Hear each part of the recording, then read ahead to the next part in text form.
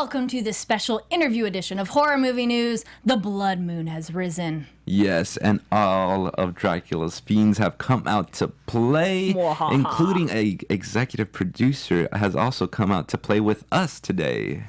Stay tuned. Welcome to Popcorn Talk, featuring movie discussion, news, and interviews. Popcorn Talk. We talk movies.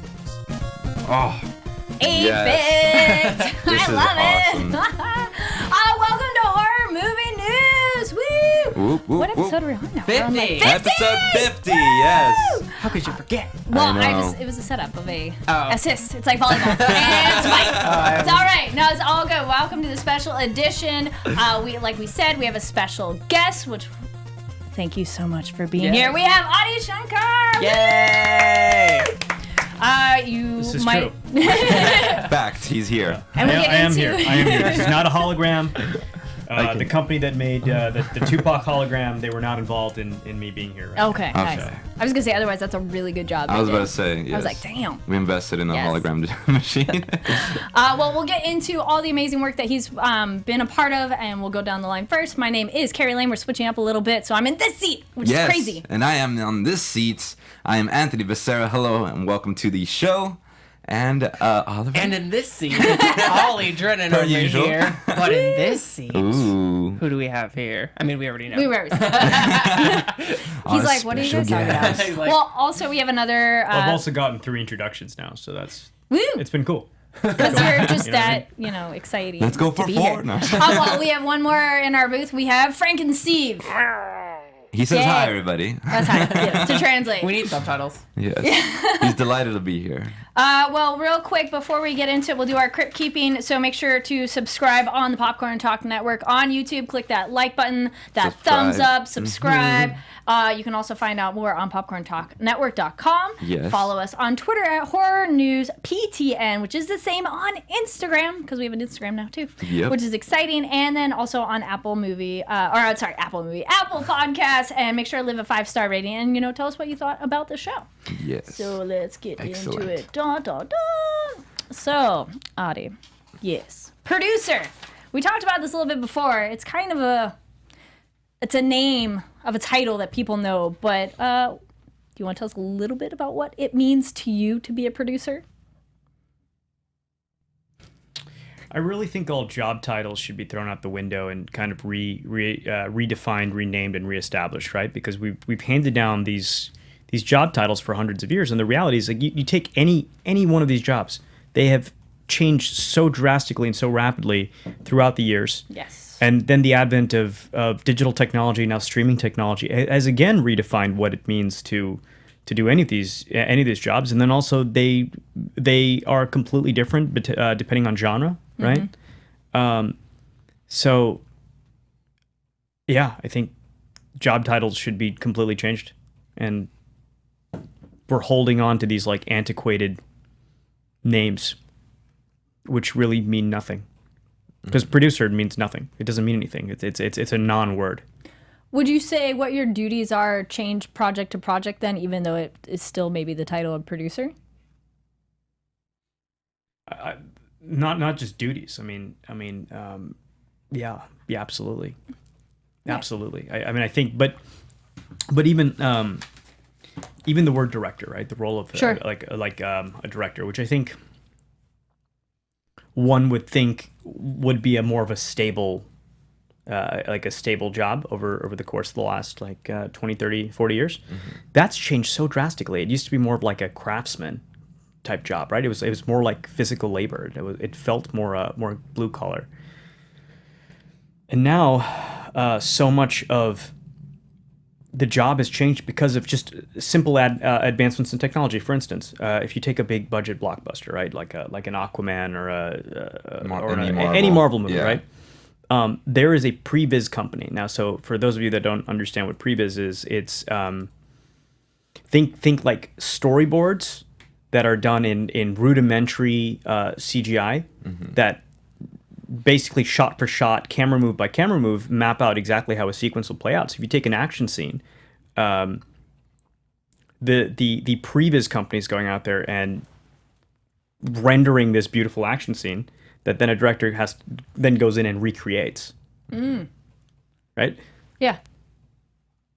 That is a fundamental paradigm shift in what directing used to be.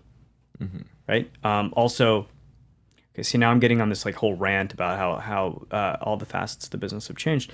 No, it's really but I mean, interesting. I just go back to my original statement, which is none of these job titles mean anything, period. And they're completely outdated and should be replaced. What would you call your title? He doesn't want a title. Yeah. None. I'll take that. Yeah, that works too. Nice. It's all a collaborative effort, I feel like. Well. And sometimes it's not, and sometimes it's just not collaborative, right? Like you take my film that's in theaters right now, Bodied. It's not really. I mean, we've been doing this press tour and the Neon and YouTube, which are both of our distributors. They've been nice enough to send us on to the theaters that it's playing in afterwards to do these Q&A sessions, right? We keep talking about how great of a collaboration it was, but the reality is that movie was not a collaboration. It wasn't. It was Joseph Kahn. He's the director, right? He financed the movie himself. This idea was something that he had for quite a while, and he directed the film. So it's his vision, and we were there to support. Do you prefer like one or the other? What would you, if you had a preference, or do you just don't really mind either or? In terms of Just kind of, would you prefer like something that's less collaborative or more collaborative? it just depends on the collaborators. Okay. All right. Depends on the collaborators, right? And again, I think it's different when you're talking about a singular movie experience versus more of a series, right? Where you're mapping something out. Like, okay, I'll give you another example. Let's look at the Marvel Cinematic Universe, right? Who's really the author of the Marvel Cinematic Universe, right? Because you have all these directors that have come in and done fabulous jobs, right? The Russo brothers killed it with Winter Soldier, Civil War, and Infinity War, right? Infinity War is one of the best movies I've ever seen, period. Obviously, Favreau kind of like laid the blueprint with that first Iron Man movie. Without Amazing. Joss Whedon's Avengers movie, then like they don't really come together and click with that comedic tone. Yeah. Right, and obviously you have like a few misses like Dark World, which aren't really misses. They're more kind of there to set up a larger universe. And then obviously you can't discount Guardians of the Galaxy. I mean, without James Gunn coming in there and establishing the cosmic universe, it wouldn't have clicked and come together in the way that it did for Infinity War, right? So who's really the author of that? And that's really what you guys are asking me. Who is the author of these things? Right. So yeah, And that's a little nebulous. I mean, you can argue that one could argue that the true author of the Marvel Cinematic Universe is Kevin Feige. I was about to say right? Feige would be. Right. You could chalk it up to him, but there are so many different minutiae within their works that you just can't really chalk it. I mean, he's like the story, he's drawing the map for them all. But you bringing all these collaborators, as in like the directors, the producers, and everything, to make his overall vision come true. So I do sort of understand where you're going with this. Right. So I really don't have a point. I'm just kind of asking a series of questions. Which I think are interesting, Yeah. which I lead then to another question of if you go to your IMDb page and look at it, so you're known, which I always found it interesting, like what an actor, producer, director, what they are known for. Castlevania is first listed via here, which is finally on Netflix. So yay, season 2, and congratulations for season 3, which is awesome. Thank you. Very excited about season 3. Nice. Then Dredd and The Grey and Lone Survivor. So looking at those, then I'm personally am just curious too. What was your actual involvement with Castlevania? What did you help get it going? What did you do? How did you get your fingers in that pie? Which is a weird metaphor too. But It's a very, very, very It's a weird weird metaphor. one. It's a very, very, very weird metaphor. Castlevania was interesting because I mean, I would argue those are not the 4 things that I'm most known for, right? I think maybe that's some weird internet algorithm that's like putting totally could agree with that one. right, Yeah. right, because I don't think anyone on this planet associates me with Lone Survivor. Like, period. I don't associate me with Lone Survivor. That's kind of weird that it's even Yeah. on there, right? I would probably put like the Power Ranger short film ahead of it. I would probably put Dirty Laundry. the Punisher short film. love I that. think there's a series of short films that would go ahead They of a lot might of not those. categorize short films the same way with features, though, with the algorithms and such. So, They do appear on his IMDb. yeah, as I mean well, they're there, though, but like, yeah. but anyway, That's still a Castlevania. problem with the algorithm, right? I'm Yeah. sure. It's a Yeah. problem with the algorithm. Yeah, and honestly, that Power Rangers short film, Awesome. By which the way. I don't know if your audience, do you want to just kind of explain what it was? Because I'm so sick of talking about it. Yeah, sure. Tell me. Because you've seen it. I did. Clearly. Yeah, 'Cause Yeah. You said awesome. yeah, I did. So it's pretty much a short film that was directed by Joseph Kahn, which also did Bodied, right? And it was written by Joseph Kahn as well as James Vanderbeek, and he ends up playing, I believe it was Rocky in the short film as well. And it is a very gritty and very bleak take on the Power Rangers story, and it's pretty much what happens after they kind of have lost the battle against Rita, and it's kind of like they're disassembled. There's like a fallout that's not really shown, but you learn through the dialogue that they have been disbanded. And Kimberly is in the hot seat and is captured, and it's brilliant how like the narrative of the short film is being shown through this back and forth between Rocky and Kimberly, and I gotta say I really enjoyed this short film. I like the action as well. I like the little homages to all the characters and like what happened to them, and there's even, if you haven't seen it, I won't say the twist, but there is something that happens that is pretty I thought was pretty great at the end. But yeah, so that's the Power Rangers short film in a nutshell. At least the best as I could explain. So no, it. that was. I think that you did a pretty good job. It was how I saw the show when I was 7. Mm-hmm. Right? Cool. It was Yeah. Because I thought it was awesome until I kind of started realizing that They're kids. Well, they're kids. Yeah, Yeah. exactly. They're kids. These are like high school kids being Which is all recruited. anime too. Yeah, but it's high school kids being recruited to fight this intergalactic war Yep. by a guy in a tube, which is obviously weird. But they really don't have like a stake in this dogfight. Right. But they're being weaponized, right? Because and why is it going to children? Like, why are these weapons going to children, not like adults? Adults, yeah. And then, extrapolated from there, like, well, what would their lives turn out like, because they're not really able to.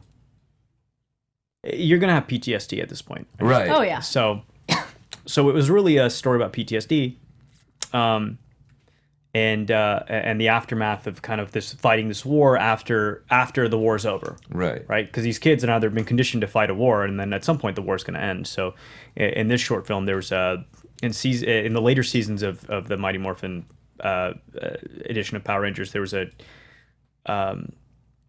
a faction that emerged called the Machine Empire. So the idea here was the Machine Empire and the Earth and the humans made this alliance, which kind of rendered the Power Rangers useless.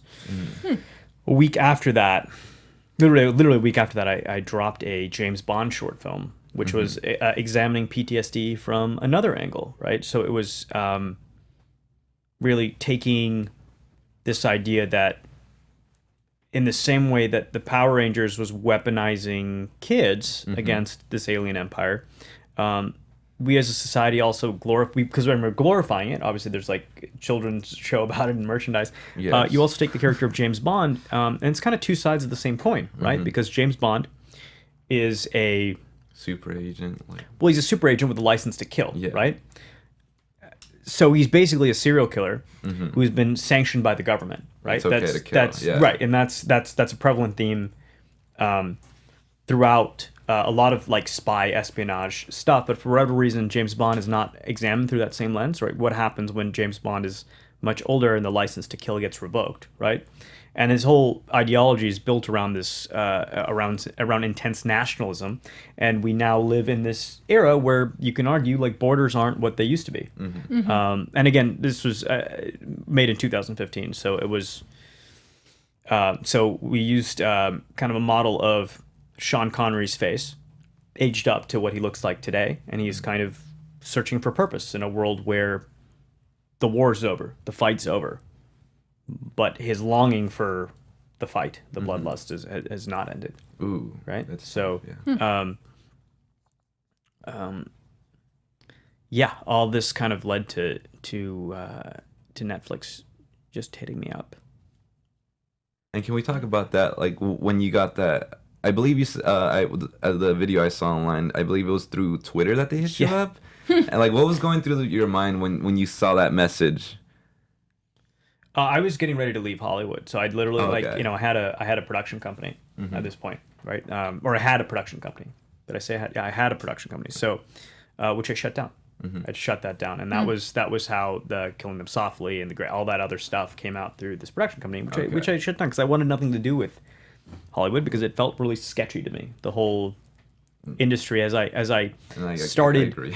Yeah. as I started kind of getting more and more access at the quote unquote the upper echelons of it, and I felt like I was climbing this ladder. I realized that this ladder was just imaginary, Yeah. and Is there a specific point in time where you realized that, and can you share that point in time with us? Where you just I think it was a slow. It was like a slow. It was kind of like a slow. climb? Yeah, no, it wasn't. It wasn't a slow climb for me. That was the weird thing. It's almost like I showed up and then instantly I was just like Propelled into right, it? Yeah. and I was like kind of thrust into it, and I didn't really know how to process it. Right. Right. And there really that demystification of Hollywood hadn't really started yet. It started a little bit after I got there. But I remember just being invited to events when I was like 23, 24, and 25, and I'd be like in these rooms, and I would just kind of scan the room.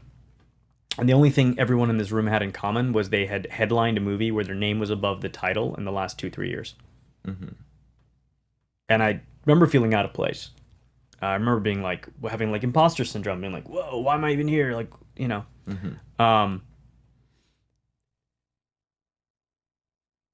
That stuff was fine. That stuff was cool. Right?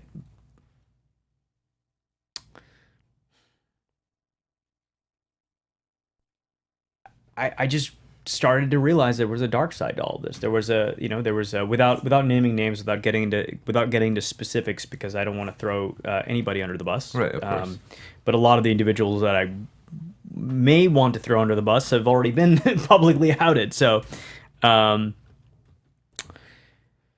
yeah, it was. I felt like there was this inauthenticity, right, where this image was being sold to the world, right? Tinseltown, everyone's happy, like this whole thing, and then I started just showing up to these red carpet events. Like I remember ending up on, I started showing up to these red carpet events with face paint on, because I felt like that was more authentic. I was like, I'm actually like, I'm playing a character here. You guys are too, but it's like you're pretending that you're, smiling for the camera, but that's just not. That's just not true. Right. And at the same time, I also saw the tsunami coming of the internet, globalization, right? Hollywood was special because it had these three things at that point in time, and these three essential elements that for decades, this town owned, right? It was the distribution, right? So the major studios operated effectively like drug cartels. If you made a product outside of their machinery, no one in the world could see it. Right? If it didn't go through Warner Brothers, Sony, Universal, Disney, Fox, Paramount, right? Like there was no, like it wasn't legitimate. They're in the sense because they're, and then the publications and the talk shows and this entire industry and the sub industries were all created because of that. So they controlled the distribution, right? And then two, the distribution. Part of it was like the promotion, right? So it was selling the public on the idea of these larger than life movie stars that we all had to, not we all had to, but that society had to kind of revere and follow. Right. And so the studios were in bed with the publications who were pushing different people every month in order to push a product, which was a film or a TV show. And there wasn't the star system like it existed in the 1950s, where where literally studios controlled actors in these long-standing contracts, but we had a variation of that, right? I think when we talk about the 90s and the 2000s, the actors just had more power, right? So like Will Smith and Tom Cruise and Matt Damon and DiCaprio, like they had the ability to kind of pick what they were doing next. But there was still this star system, and the studio still kind of controlled these stars. And the third thing was technology. We can't discount the technology aspect of it, right? Because Hollywood had the access to the best technology, period, for years. If you made a product outside of this ecosystem, it just wouldn't look like the real thing, Right. period. Over the last 10 years, all of that went away. It's literally eroded before our eyes. It's literally eroded before our eyes. And I felt that change coming because I was a byproduct of the internet myself. Just having like kind of grown up internationally, right? Not being from North America, but having like learned so much about global culture because of the internet. At that point in time, it felt more real to me than kind of these Happy Meals. It felt like McDonald's. It felt like working at McDonald's making Happy Meals and selling this fantasy lifestyle of like Ronald McDonald and the hamburger and Grimace and like this happy family when really like you're selling kids like Before the calorie count came right, out. exactly. Yeah. Right? It's fast food. And it's the same. Yeah. And it's really the same thing. It's Yeah. really the same thing. So that same. And that same thing's happened to Hollywood, right? Like, I mean, if you look at movies just from a couple of years ago, now all of a sudden they feel super dated. They feel incredibly dated, because there wasn't a whole lot of nuance. They were going for this 4-quadrant thing, and by 4-quadrant, I mean it was like an industry term where you're trying to get everybody, right? You make a film that's so broad that men will see it, women will see it, Kids will see it. Yeah. The whole family can go, right? So you're Right. basically not selling one ticket, you're selling to the whole family. And checking all the boxes along Right. the way. And Yeah. then there's like concessions and stuff like that. So the 4-quadrant thing was driving theater traffic, right? But what the internet effectively has done is it's created niche markets and specific markets. So Right. now all of a sudden, like, it's just really, really, really specific. Right. And specificity has made it so that these 4-quadrant movies feel kind of corny and cheesy and contrived. And then, we can even look at something like Infinity War and say, well, isn't that a 4-quadrant movie? Not really. Not at all. It's made for the hardcore fanboy audience. Who's seen the 20 movies Right. that have come before it? Or Absolutely. Yeah. And I would argue it's not a 4-quadrant movie at all. In fact, I think Marvel's like most recent success has been derived from the fact that it's that studio has embraced this idea of like these niche subcultures. So, like Thor Ragnarok, Spider-Man: Homecoming, Black Panther, and Infinity War, they feel like, obviously set in the same fictional cinematic universe, but they feel very specific. They're catering to a very specific demo, Yes. right? And there's cross-pollination, absolutely. Ecosystems are cross-pollinating, absolutely, that's happening, right? And that goes to show the strength of the films, the strength of the narrative behind it. But they do create these groundswell supports starting. They do create groundswell support starting from a base demographic. Okay. Yeah, and for Marvel, I guess it was established back when it was like, well, also with comics, but I guess with the first Iron Man, it was the start of that. The foundation of what would eventually be leading up to Infinity War. So let me get this correct. So my understanding is that. So before Hollywood was doing this whole trying to check all the boxes, right? Trying to appeal to everyone with their films. But once the internet came around, it showed the value of the niche audiences and It didn't show the value of it. I'm saying society has been fundamentally changed. Oh, okay. Right? Like society's been fundamentally changed because of the ripple effects of the internet.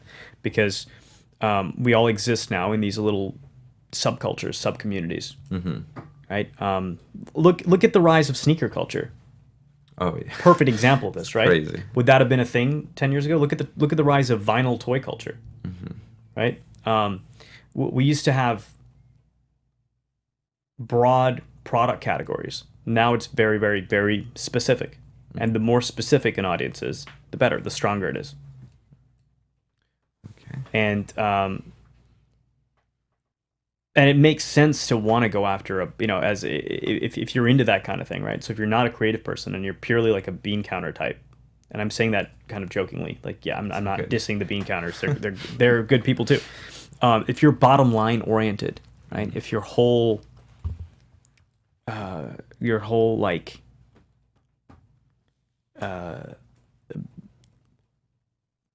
existence within like a studio or whatever is to increase the bottom line.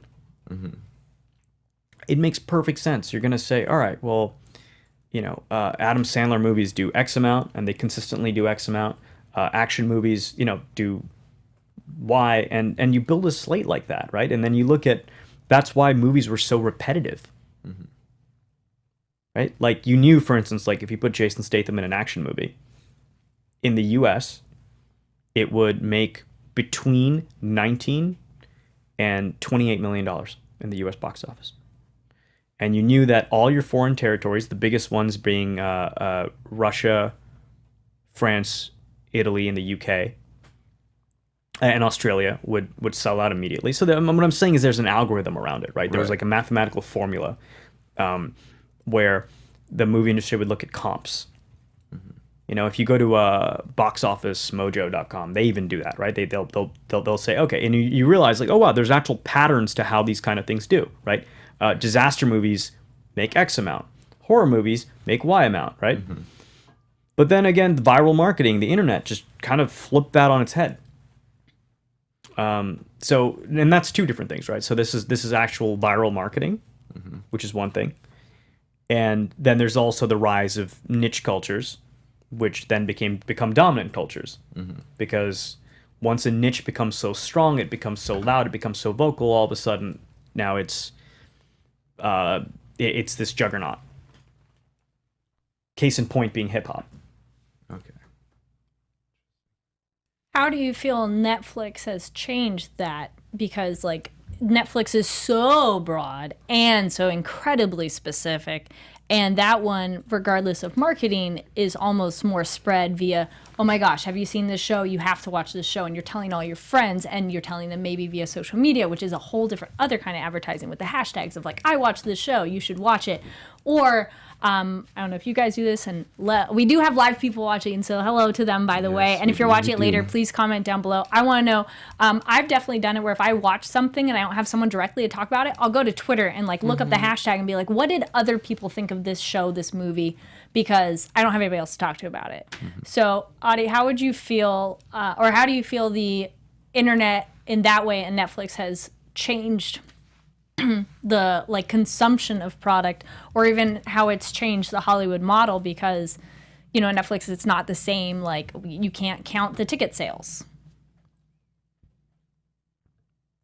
So on just a macro level, Netflix capitalized on everything I just went on about, right? Okay. They were capitalizing on it. So it wasn't necessarily changing it, they were capitalizing on it. These were trends, no different to you have the all-American diner, and there's all these all-American diners, and they have burgers, pizzas, ice cream, hot dogs, everything. And then all of a sudden, Pizza Hut opens across the street.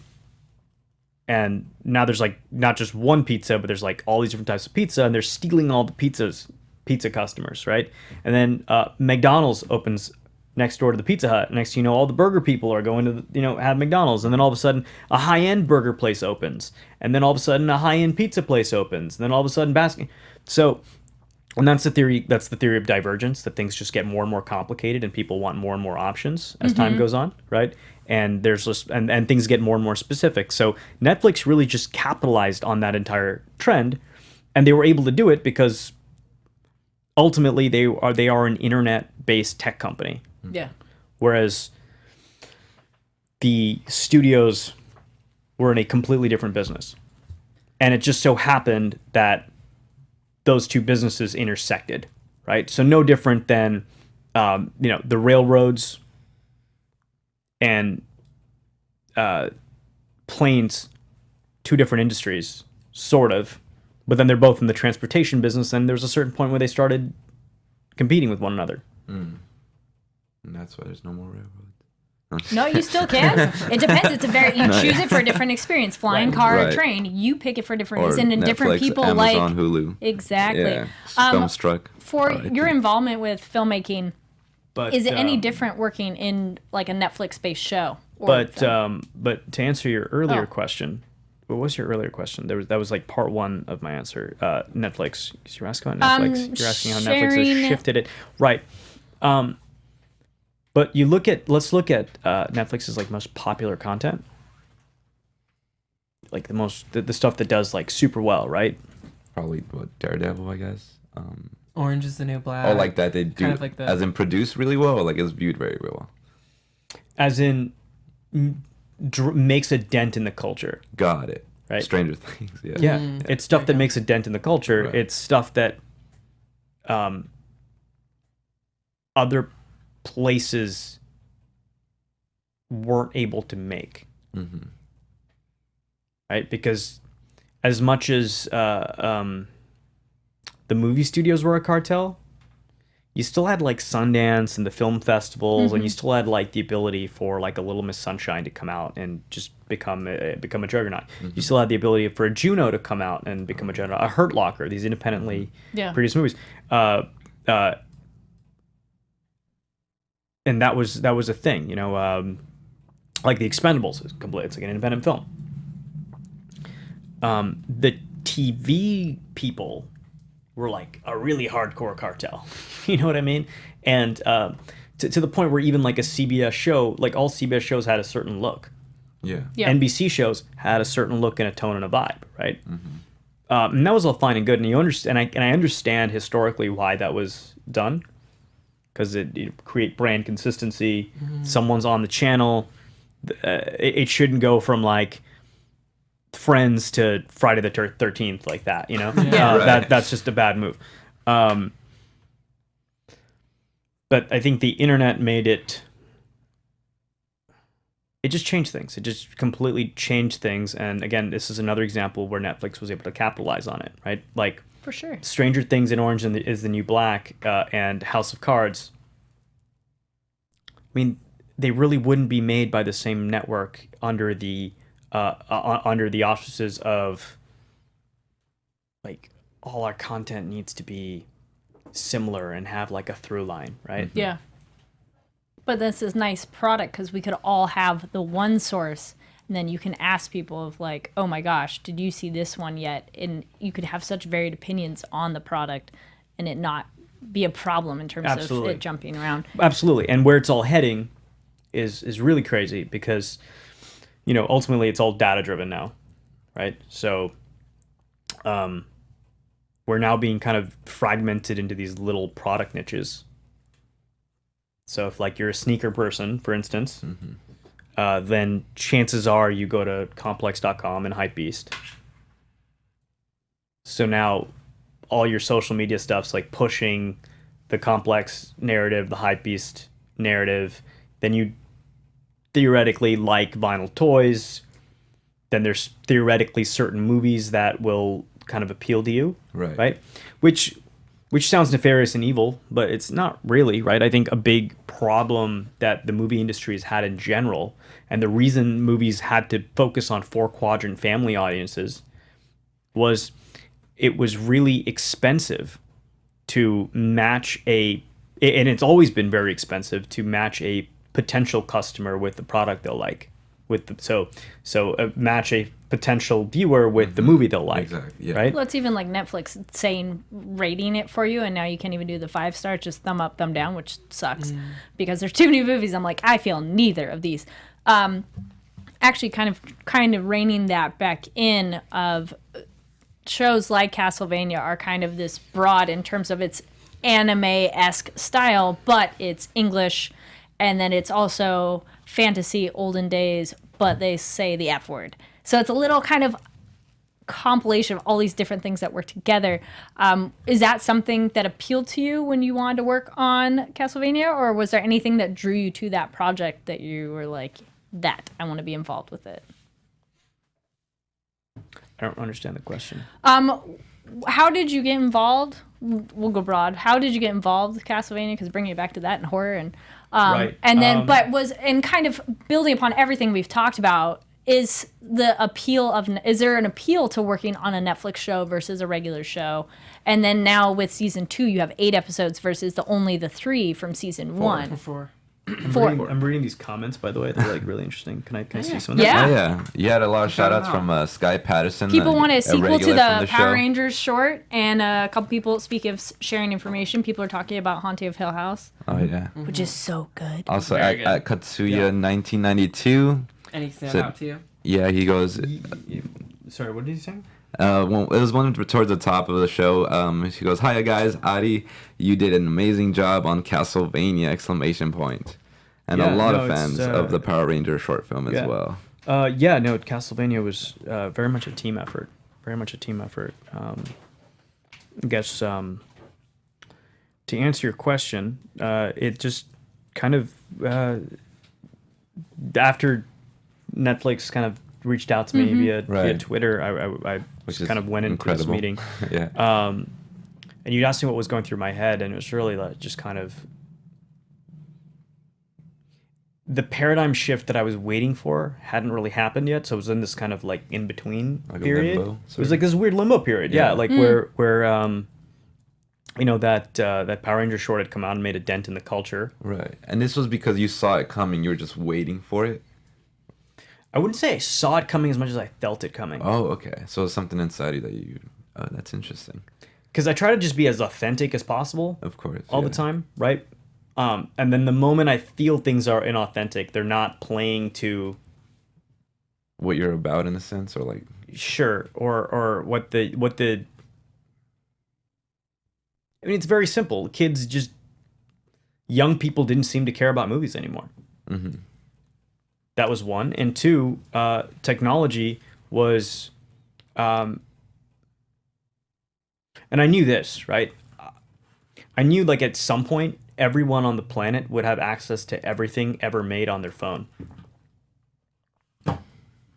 Yeah. Right? So when that happened, effectively, I knew what would be eventually happening was the past would start competing with the present. Okay. You get what I'm saying? Yeah.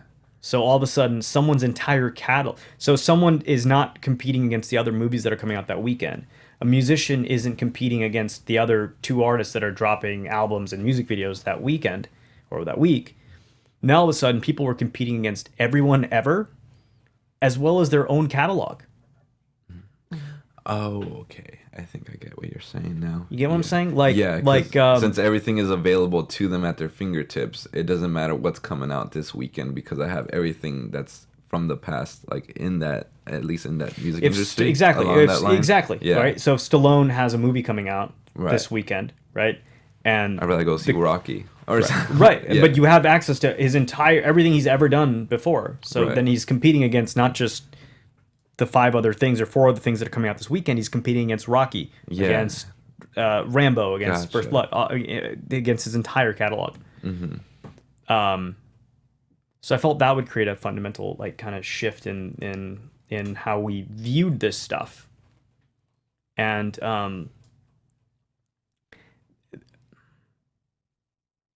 but yeah. So I just went into this fateful meeting with Netflix, and they were like, well, what do you want to do? And I just said Castlevania, but as an anime. And the reason as an anime was because I'm not from here. I grew up in Hong Kong. Mm-hmm. Right? So on television there would just be anime on TV all the time. Shows like and again for all ages, right? And I was accustomed to this concept, this idea that animation exists across multiple genres. It's not just comedy, and it's not just for children, and it's not just and it's not second fiddle to live action. Well, speaking of being broad and super specific, Right. anime is everything, and then the most specific thing you could ever think of. Right. Just like there's a lot of sports, There's a and lot of sports therefore when anime. you say, well, no, I'm just saying sports in Too. general. Like Yeah, there's a yeah. lot of sports. So if I say, hey, I want to grow up and play sports, that doesn't mean anything, Right. right? That's just like basketball, football, badminton, tennis. There's kind of like this wonderful array of things, just like anime, just like live action, like just like all these kinds of content, and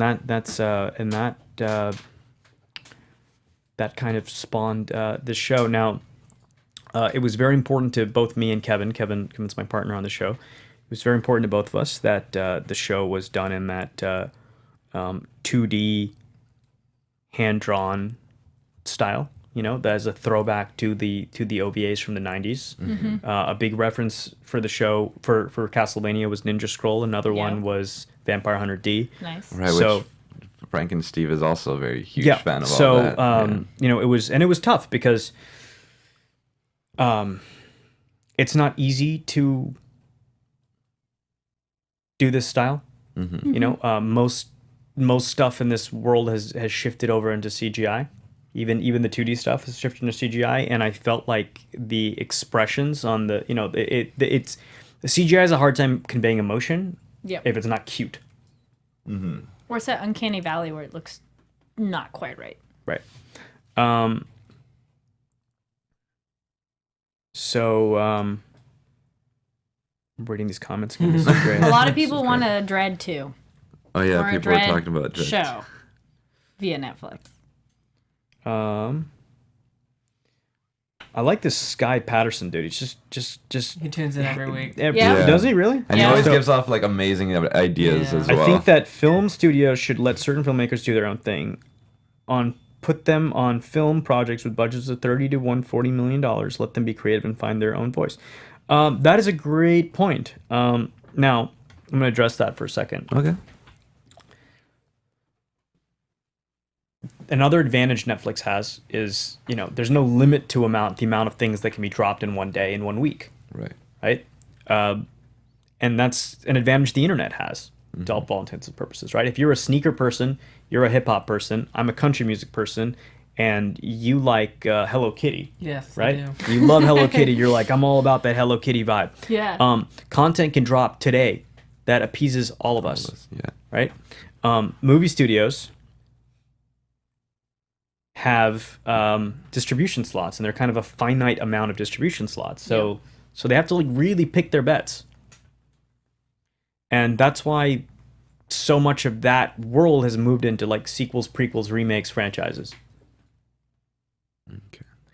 Because it's already like the established crowd in a sense, like the guarantee that you will pull in a certain amount at least. Is that the case? In before? theory, Yeah. that's the theory. Now Uh-huh. we've seen it not work Right. a few Yeah. times. Yeah. And time of year when they release them like that, because it matters. Like there's a string of more Christmassy kind of movies, but they're Right. coming out now and it feels Yeah. too soon. Yeah. But yeah, Netflix, you could do anything at any time, and then you can go back later. Or a show could have dropped, and half of us could have watched it, and the other half never heard of it, and then you could just catch back up. Or Who's Had It, where earlier you were saying, you know, people aren't watching movies the same way, because you could sit down and go, oh, I don't want to watch a 2-hour movie, that's so long, but then you'll binge like 5+ hours of a TV show and look at your watch and be like, oh wow, I've been here so much longer. It's just like a different mentality, like, yes, next episode, because it's all at your fingertips. It's that like instant gratification,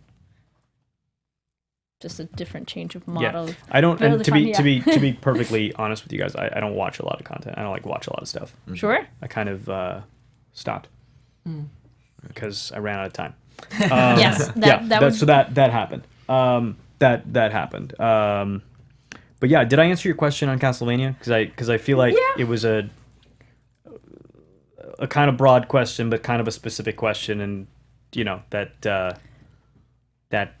yeah. How do you feel, or what changed from season 1 to season 2 that you were able to do more of? Or like you finish season 1 and you get season 2 and you're like, awesome. What changes were you thinking, okay, we need to do this differently, or I wish I could have done this in season 1 and I can do it now? Were there any thoughts of that kind of process going into season 2? No, I mean we went in. We go into all of this with a plan, and that's the most important thing, right? And That's good. and again, we have such a wonderful team, right? We've got Warren Ellis, who is one of the most revered comic book writers ever. And I would argue one of the most revered one of the most revered writers ever, period, right? In any medium. And he writes all of our episodes.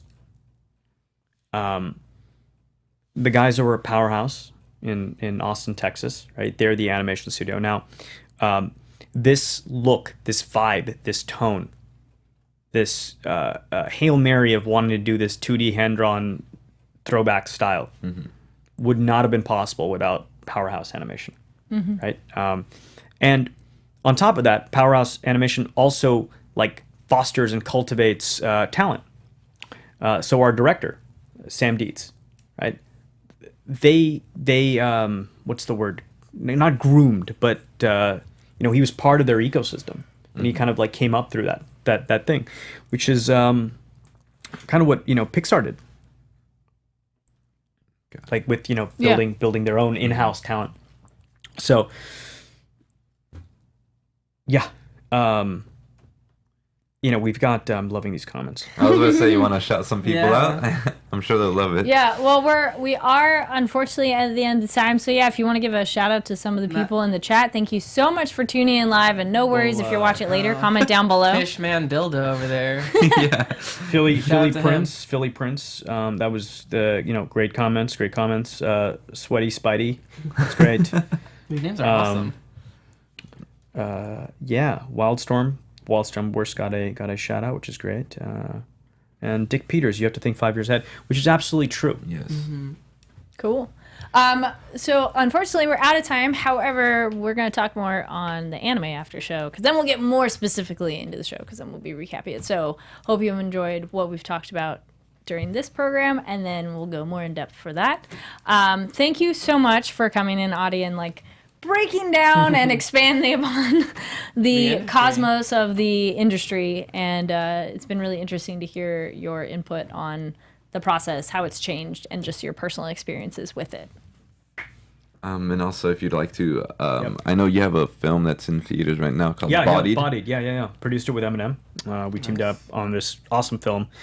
It's been a crazy 2 weeks, right? Castlevania season 2 has 100% on Rotten Tomatoes right now, which is freaking Nice. Rightly awesome, so, crazy. right? Yay!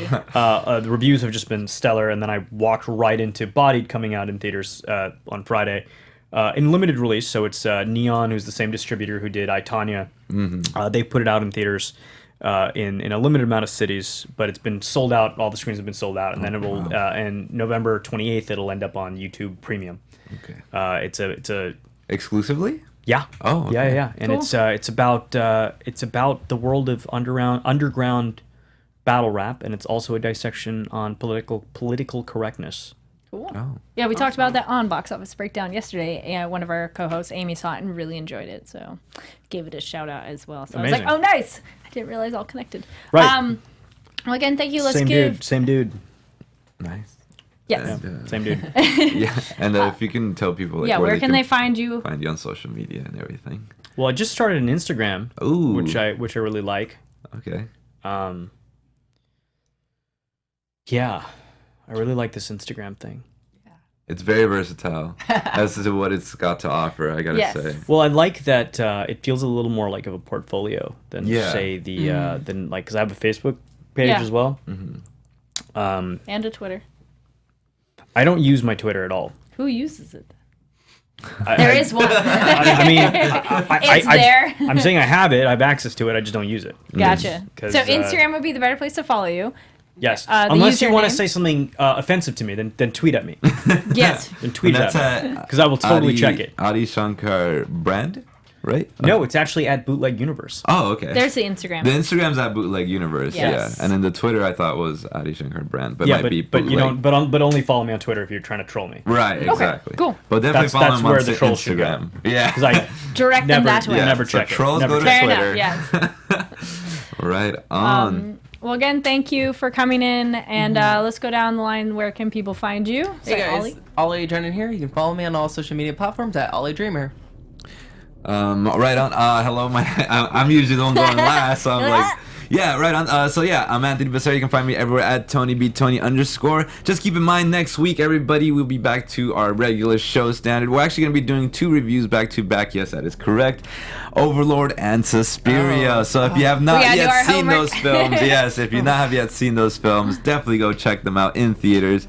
And also, as well, thank you so much again, Adi, for coming and joining us on the show. I really enjoyed Castlevania. It's definitely a animated feat, and I really enjoyed it, as well as Frank and Steve really enjoyed it as well.